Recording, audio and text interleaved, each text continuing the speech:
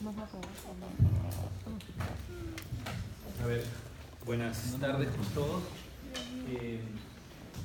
El día de hoy el doctor Medina no va a poder dar la clase, así que lo que vamos a hacer es dar la clase que teníamos pendiente y la vamos a juntar, vamos a dar de manera sucesiva las clases que corresponden tanto al día de hoy, que sí corresponde a enfermedades intersticiales, pero vamos a hacer previamente la clase de enfermedades parenquimales porque nos brinda de hecho una mejor perspectiva para poder entender lo que son las enfermedades intersticiales.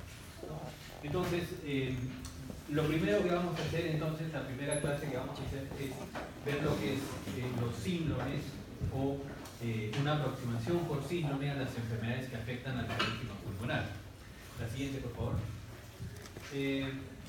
Entonces, una de las cosas que quiero recordar y que siempre debemos recordar cuando hacemos semiología es el concepto de síndrome. Nosotros vamos a hacer diferentes síndromes a lo largo de las clases y a lo largo en general de nuestra vida como clínico. Entonces, el síndrome es un conjunto de síntomas y signos que obedecen a una fisiopatología común y que permiten restringir el diagnóstico a un número limitado de enfermedades, ¿no?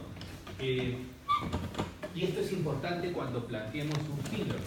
No todos los pacientes tienen un síndrome. El síndrome cuando existe es muy útil, pero nosotros no podemos empezar a sindromizar todo, porque nosotros le vamos a poner síndrome hiporéxico, síndrome de malestar general, síndrome doloroso.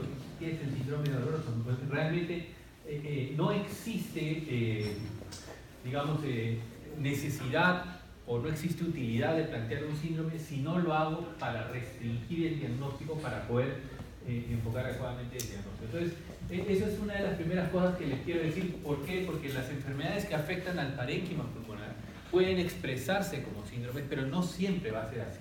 La siguiente. Y ya sabiendo lo que es síndromes, o recordando lo que es síndromes, porque ustedes ya lo han visto a lo largo de estas semanas, tenemos que saber a qué nos referimos cuando hablamos del parénquima pulmonar. Entonces, el pulmón, digamos, puede ser dividido en forma anatómico-funcional en tres partes. Una primera zona de conducción que tiene que ver con el pasaje de la vía aérea, tráqueos, bronquios, etcétera, y donde se incluye también a toda la parte vascular, pero también una zona que tiene que ver con el intercambio respiratorio, que involucra a la zona transicional, que incluye a los bronquiolos respiratorios y ductos alveolares, y la zona ya propiamente respiratoria, que involucra los sacos alveolares y sacos. Toda esta parte del pulmón, compuesta básicamente por los alveolos y sus estructuras de soporte que intervienen en el proceso de hematosis, eso se llama parénquima pulmonar. La siguiente. Y ese parénquima está compuesta por varios elementos. Dentro de las principales tenemos a las células epiteliales alveolares, o sea, básicamente los neumocitos tipo 1, que básicamente lo que hacen es recubrir el alveolo. Las células epiteliales alveolares tipo 2, que como ustedes saben están destinadas a la producción del surfactante que mantiene el alveolo, digamos, distendido y sin colapsar. El intersticio alveolar, y esto es importante para cuando veamos la siguiente clase, porque el intersticio es parte del parénquima. Entonces, por eso es que vamos a ver que es un poco artificial la división entre enfermedad intersticial y enfermedad parenquimal, dado que el intersticio forma parte del parénquima pulmonar. Y bueno, lógicamente las células centinela inmunes, que son los macrófagos alveolares. La siguiente. Y esto es lo que vamos a usar durante el transcurso de la clase para representar esquemáticamente al pulmón. Y acá es importante solo el esquema que presentamos acá. Tiene como objetivo enfatizar algunas cosas. En primer lugar, que los alveolos no son unidades aisladas. Los alveolos son unidades que están comunicadas entre sí, de alveolo a alveolo, ¿no? A través de lo que se llaman los poros de Koch, y también cada saco alveolar está comunicado con otro saco alveolar mediante canales de Lambert. Esto es importante, ¿por qué? Porque si por alguna razón vamos a suponer que hay un tapón mucoso acá, este saco alveolar tendería a colapsar. ¿Por qué no colapsa? Porque se mantiene una ventana de circulación colateral que permite su inflación. Entonces, acá puede haber un tapón mucoso, pero mientras ese tapón se resuelve, el pulmón se airea por estas estructuras adicionales de comunicación. Entonces, Esto permite la comunicación entre alvéolos y sacos alveolares. Sin embargo, también cuando hay procesos infecciosos, es una fuente o es una vía de comunicación para que pasen los gérmenes de un lado a otro, ¿no? La siguiente, por favor. Entonces, ya a partir de este esquema podemos más o menos comprender lo que es el parénquima pulmonar y a partir de ahí vamos a ver qué es lo que pasa en las enfermedades que afectan al parénquima, ¿no? Y estos son los grandes síndromes que comprometen al parénquima pulmonar. Uno es el síndrome de consolidación, dos es el síndrome de atelectasia, que lo vamos a revisar muy brevemente porque después tiene una clase ya particularmente dedicada a eso. Luego lo que es la enfermedad pulmonar intersticial difusa y fibrosis pulmonar, que forman una aproximación, digamos, un síndrome común. Y finalmente el síndrome cavitario, ¿no? La siguiente. Entonces vamos a empezar con el síndrome de consolidación. Algunos prefieren llamarle síndrome de condensación y referirse a consolidación como un término más, digamos, eminentemente radiológico. Sin embargo, en realidad lo van a encontrar en la literatura de manera indistinta. La siguiente. Y esto es el concepto fisiopatológico básico que ustedes, bueno, seguramente ya lo han revisado en fisiopatología, pero es muy importante para poder interpretar los hallazgos clínicos, es saber que en consolidación, o sea, la consolidación ¿en qué consiste? En que el contenido aéreo del alveolo es reemplazado por líquido, células o una combinación de ambos, ¿no? Y típicamente varios alveolos y sacos alveolares se van a comprometer, dado la comunicación que existe entre alveolos y sacos alveolares. Pero el concepto fundamental es que en vez de aire, el alveolo está lleno de líquido o de células. Y esto es importante al momento de conceptualizar o lo que vamos a encontrar, de entender lo que vamos a encontrar, porque el agua, el líquido, es un mejor transmisor del sonido que el aire. Y entonces lo que vamos a hacer es, en consolidación, básicamente lo que vamos a buscar en el examen físico es signos que involucren este reemplazo. Entonces esto va a generar mejor transmisión del sonido, y dos, disminución lógicamente de la sonoridad, porque vamos a cambiar un sonido hueco, resonante, que es el pulmón normal, por un sonido mate, un sonido apagado por el agua que reemplaza al aire, ¿no? La siguiente. Acá, bueno, solamente es para graficar el paso del exudado inflamatorio, que es parte de la fisiopatología en todos los cuadros de consolidación. Hay el pasaje de exudado inflamatorio de alveolo a alveolo. La siguiente. Y básicamente lo que ocurre es eso, ¿no? Lo que ustedes ven en la gráfica. Ven un alveolo, ¿no? La siguiente. Y ven cómo se disemina en forma contigua a través de los poros de Kohn, y también la siguiente, cómo pasa de alveolo a alveolo a través de los canales de Lambert, finalmente extendiéndose hasta que esto es limitado por la fisura. Por eso es que típicamente, o en muchas ocasiones, los patrones de consolidación van a ser de distribución global, porque lo único que los va a detener finalmente son los septos fisurales. La siguiente. Entonces, ya sabiendo esto, ¿qué vamos a encontrar en el examen físico? La siguiente, por favor. Entonces, esto es una representación también esquemática de lo que encontramos en el examen físico, y básicamente lo que nosotros tenemos es vías aéreas y parénquimas, ¿no? La siguiente. Entonces, si este líquido es reemplazado por aire, este líquido está reemplazando al aire que normalmente existe, o sea, en vez de aire tenemos líquido, va a haber mayor transmisión de la voz. Y cuando nosotros le pongamos la mano al paciente, ustedes recuerdan en el examen físico, le decimos, señor, diga 33, y esa vibración vocal va a ser percibida de manera mucho más intensa. Entonces, eso se llama aumento del frémito vocal, que es uno de los datos característicos del síndrome de consolidación.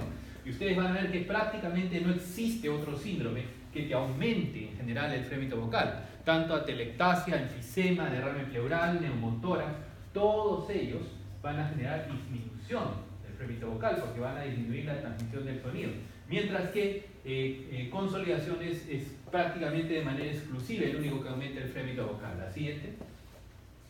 A la percusión, lógicamente, la onda que normalmente es sonora, la siguiente, va a ser apagada por el líquido. Y entonces lo que uno va a encontrar es matidez, ¿no? Este sonido apagado que ocurre al reemplazar aire por líquido. La siguiente.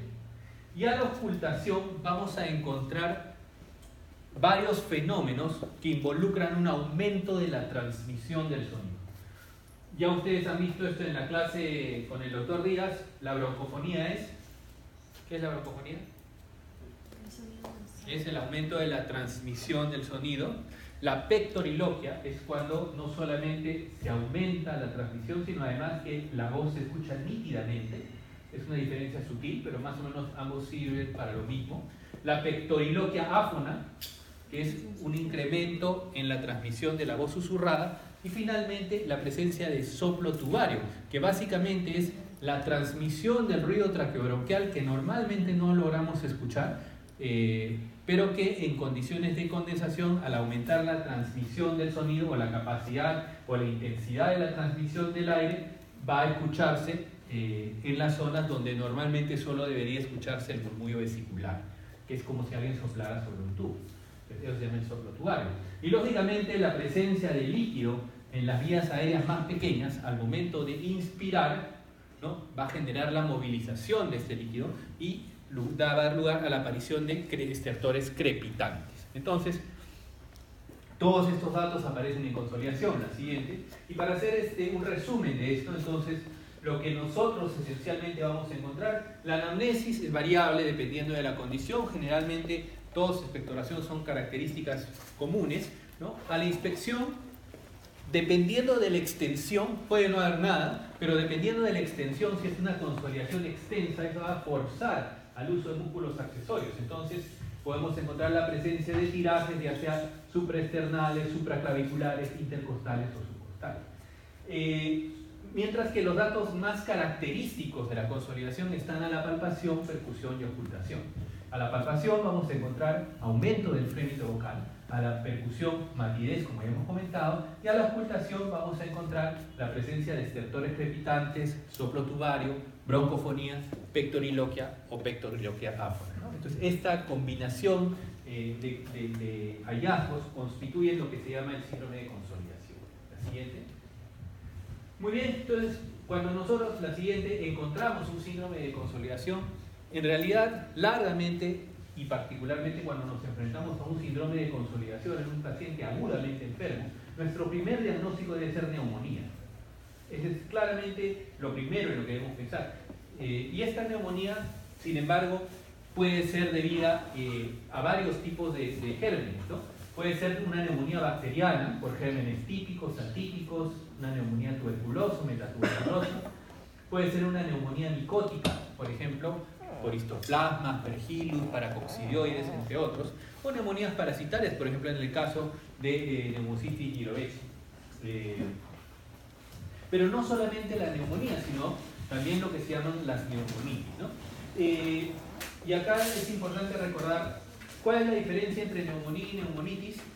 Es que la neumonía es producida, es un proceso inflamatorio del parénquima pulmonar producido por un agente infeccioso, mientras que la neumonitis es un proceso inflamatorio no ligado a un agente infeccioso. Entonces, en las neumonitis, por ejemplo, podemos ver asociadas a conectivopatías, por ejemplo, típicamente la neumonitis lúpica, que produce un cuadro indistinguible de una neumonía, la hemorragia alveolar, o la neumonitis química, por ejemplo, ¿no? Y una de las neumonitis químicas que, por ejemplo, en pacientes que inhalan ácido clorhídrico, pacientes que se exponen a injuria inhalatoria, pero una de las neumonitis químicas más comunes que nosotros vemos en la práctica es una neumonitis que es la neumonitis química por ácido clorhídrico, es decir, el paciente que vomita y su vómito pasa a la vía respiratoria, genera una injuria por ácido clorhídrico. Esa neumonitis química por ácido clorhídrico proveniente del jugo gástrico se llama síndrome de Mendelssohn y se confunde muchas veces con neumonías aspirativas. Es difícil de distinguir,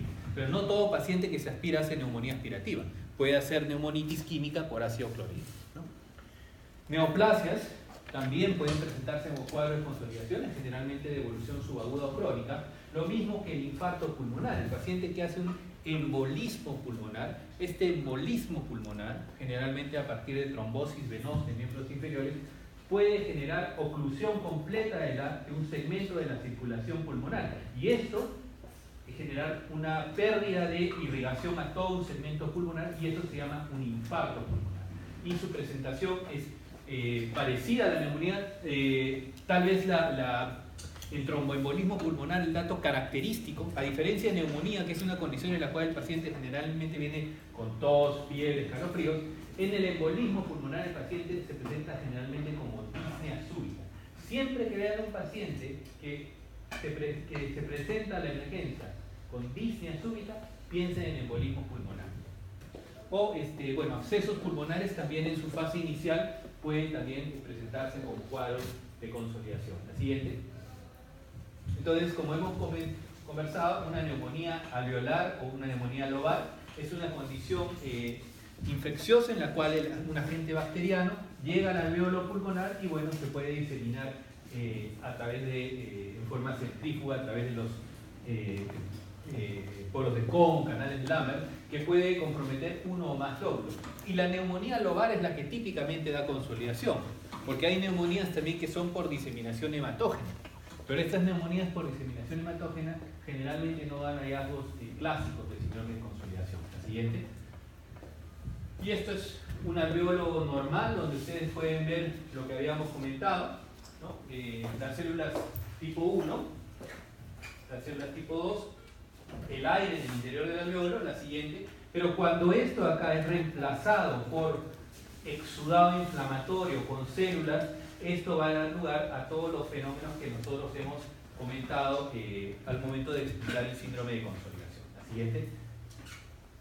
Y un dato característico en la radiografía, y es un dato que nos va a ayudar mucho cuando tratemos de diferenciar un paciente que viene con un problema agudo y encontramos una gran radiopacidad pulmonar, tenemos que diferenciar si esto corresponde a un derrame, una atelectasia, una consolidación.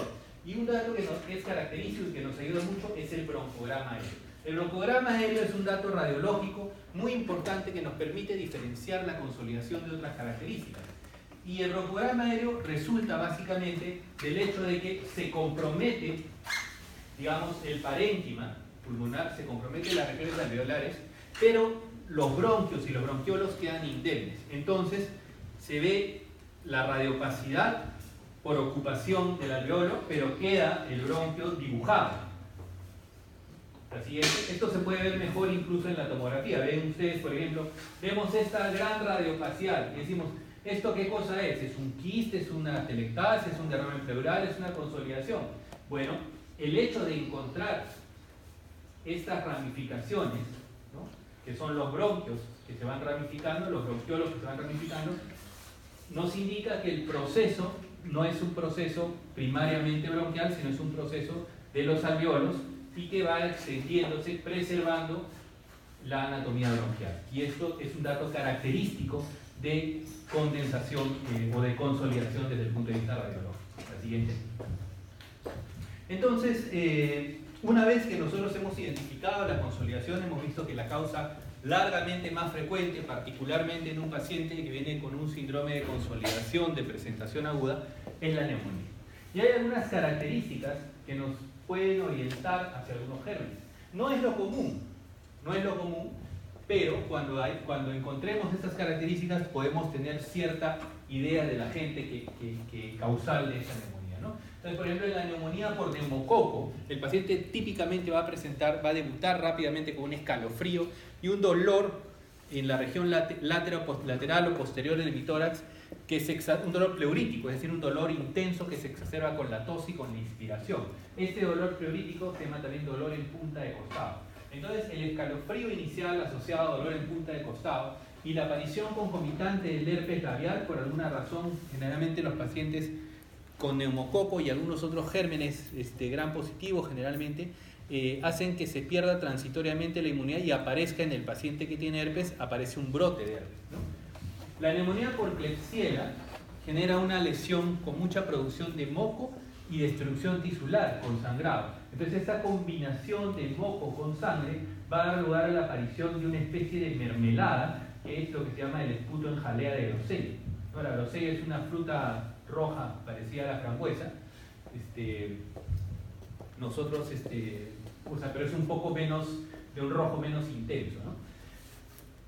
La neumonía por anaerobios, y eso es también un dato característico, nos da un esputo pútrido, o sea, el paciente tose y la expectoración huele muy mal, huele como a podrido. Entonces, cuando el paciente les hable de esputo pútrido, o sus familiares hablen de paciente tose y huele mal, ese paciente claramente tiene un diagnóstico de infección por anaerobios. Mientras que los pacientes que tienen hallazgos parcheados, que pueden verse muy feos en la placa, pero no tienen una expresión clínica muy clara, ¿no? O sea, clínicamente no se escucha mucho, pero en la radiografía ven infiltrados parcheados bilaterales. Eso se llama patrón bronconeumónico y es típicamente asociado al estafilococo. La siguiente. Sin embargo, una cosa también muy importante, nosotros como profesores seleccionamos para ustedes a los pacientes que tienen el síndrome claramente hecho, más bonito. Entonces nos llevamos la idea de que los pacientes con neumonía tienen todos consolidación, y eso no es verdad. La mayoría de pacientes, o sea, cuando encontramos consolidación, de hecho debemos sospechar en neumonía, pero la mayoría de pacientes con neumonía no tienen el síndrome de consolidación, porque el síndrome de consolidación involucra una afectación extensa del parénquima pulmonar y que esté lo suficientemente periférica como para ser escuchado. Entonces, ¿el síndrome de consolidación es útil? Sí. ¿La mayoría de pacientes con neumonía lo tienen? No. La siguiente. Y ustedes van a ver cuando se ha hecho la revisión de esto, con esto no los quiero marear, pero ya ustedes han visto por sus conceptos, cuando han estudiado estadística y epidemiología, que la sensibilidad tiene que ver con la capacidad para detectar una condición, la especificidad, cuán específico es, cuál es la exactitud para conocer esto, y el likelihood ratio positivo es la capacidad de confirmar el diagnóstico, y el likelihood ratio negativo es la capacidad para descartar el diagnóstico. Esto, digamos, en términos simples más que estadísticos. Y ven que la frecuencia respiratoria alta, la matidez, la disminución del ruido vesicular, la ocultación del ruido ultracrebronquial, es decir, en lo que es el soplo tubario, la presencia de egofonía y de crepitantes tienen sensibilidades y especificidades variables. Es decir, ninguno de estos signos por sí mismo nos puede ayudar para el diagnóstico de neumonía. Una de las cosas importantes es que el soplo tubario, como ustedes ven, tiene una alta especificidad, tiene poca sensibilidad. Si ustedes encuentran, o sea, en la mayoría de pacientes no hay soplo tubario, pero si encuentran un soplo tubario es muy característico de neumonía. La siguiente. Y en esta serie publicada en el New England Journal of Medicine en el año 95, es una serie clásica en donde agarraron a 300 pacientes con neumonía y vieron cuáles eran los hallazgos positivos. Se encontraron, bueno, fiebre en el 80%, frecuencia respiratoria incrementada en el 90%, estertores crepitantes en el 80%, es un dato bastante común, pero también específico, porque el encontrar crepitantes lo pueden encontrar en enfermedades intersticiales difusas, lo pueden encontrar en insuficiencia cardíaca, etc. Pero una cosa importante es que solamente el 30% tenían un síndrome de condensación claramente definido, ¿no? La siguiente. Y uno de los datos también que es importante es que si el paciente tiene todas sus funciones vitales bien, las funciones vitales es decir, frecuencia cardíaca, frecuencia respiratoria, presión arterial, temperatura, o sea, si no tiene problemas, o sea, si su frecuencia cardíaca está bien, si su frecuencia respiratoria está bien, si su presión arterial está bien y si su temperatura está bien, ese paciente no tiene neumonía. Y eso es importante porque a veces ustedes reciben y van a ver en piso pacientes que los han calificado como neumonía y realmente no tienen dicha condición, ¿no? Muy bien, la siguiente. Ahora, en realidad, desde el punto de vista histológico, la neumonía puede tener varios patrones, es decir, hay neumonías que afectan al lóbulo, y eso se llama neumonía lobar, pero hay neumonías que afectan predominantemente al intersticio, que eso se llaman neumonías intersticiales. Las neumonías de diseminación hematógena adoptan el patrón bronconeumónico o el patrón biliar. De modo tal que, bueno, hay varias formas en las cuales una neumonía puede presentarse, ¿no? Sin embargo, la única que nos va a dar el síndrome de consolidación es la neumonía lobar, porque la fisiopatología de la neumonía lobar implica la aspiración de gérmenes, el exudado y la diseminación centrífuga. Entonces, esto explica por qué no toda neumonía nos da síndrome de consolidación. La siguiente. Muy brevemente, ya hemos terminado con lo que es el síndrome de consolidación. básicamente, como ya les repito, es un síndrome que se caracteriza fundamentalmente por el aumento del frémito vocal y vibraciones vocales, matidez al examen físico y a la ocultación, la presencia de crepitantes, broncofonía, pectoriloquia áfona, ¿no? Cuya condición en la presentación aguda más común es la neumonía, pero que hay otras condiciones que son igualmente importantes, particularmente en pacientes con consolidaciones de presentación crónica. Deberíamos pensar en micosis endémica o en cáncer de pulmón. El siguiente síndrome que solamente vamos a tocar rápidamente es el síndrome de atelectasia, la siguiente.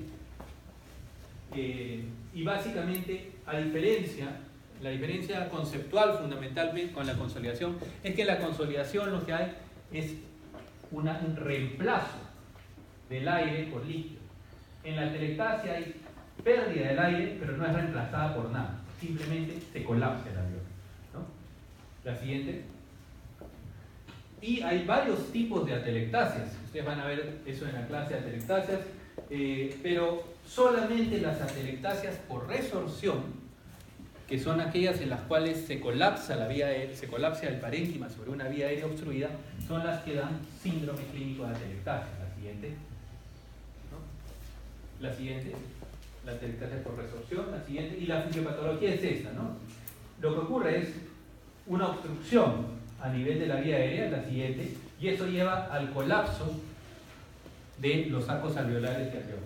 Eso es esencialmente lo que ocurre en una atelectasia. La siguiente, y lo que va a ocurrir es, obviamente, eso no va a dejar que se transmita la vibración vocal. La siguiente, va a haber matidez porque no hay aire. La siguiente, y va a haber a la ocultación, abolición del murmullo vesicular. La siguiente. Entonces, a la inspección, dentro de lo que son los hallazgos clínicos, vamos a encontrar una desviación hacia el lado afectado. Eso es importante. La atelectasia jala la tráquea, jala los bronquios porque se colapsa, mientras que el derrame pleural más bien y el neumotórax empujan, ¿no? Entonces, eso es importante cuando vean una radiografía de tórax en un paciente con sospecha de. Para la palpación vamos a encontrar disminución de la amplexación, porque obviamente no va a ventilar lo suficiente ese hemitórax, y abolición de las vibraciones vocales. A la perfusión va a haber matidez y, dependiendo de dónde está la atelectasia, puede haber desplazamiento de la zona de matidez cardíaca, aunque esto no es muy específico.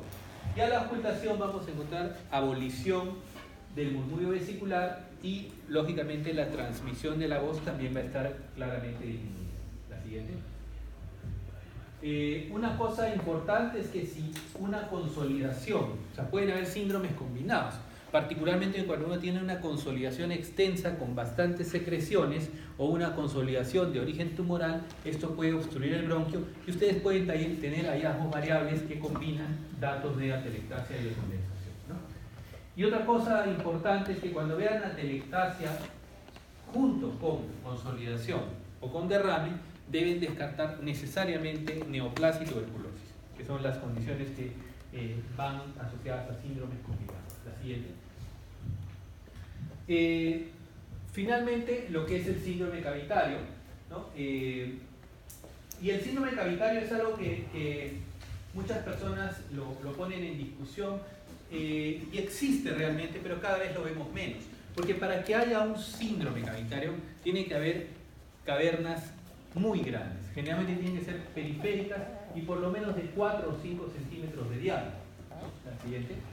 Entonces, lo que ustedes van a encontrar va a depender en gran medida de cómo esté la caverna. Este es el cuadro, digamos, si esto es una visión lateral de un pulmón y esto es una gran caverna, ¿no? Que está situada de manera bastante periférica. En esta caverna sí voy a encontrar hallazgos clínicos. La siguiente. Que típicamente vamos a encontrar disminución del frémito vocal, porque esto es básicamente un hueco que no deja pasar el sonido. Vamos a encontrar timpanismo, porque obviamente ya no hay parénquima, sino es solamente un hueco y va a sonar como un tambor.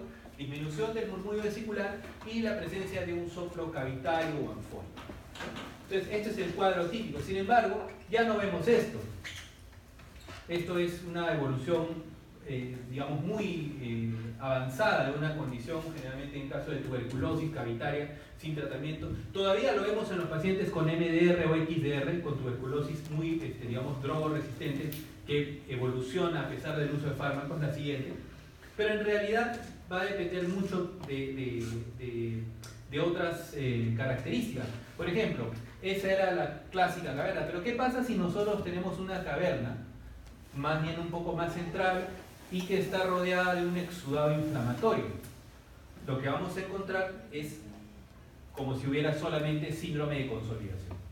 Entonces, a pesar de que es también una caverna, los hallazgos clínicos van a ser los de un síndrome de consolidación, porque generalmente también recuerden que la caverna obedece a un problema inflamatorio que generalmente está rodeado de un foco de consolidación, ¿no? La siguiente.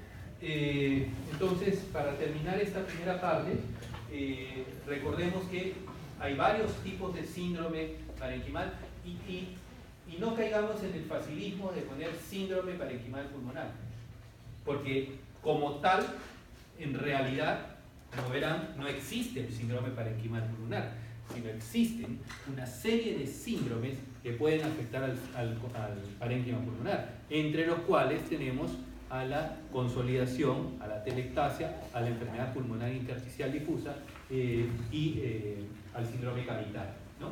Entonces es inespecífico hablar de síndrome parenquimal pulmonar.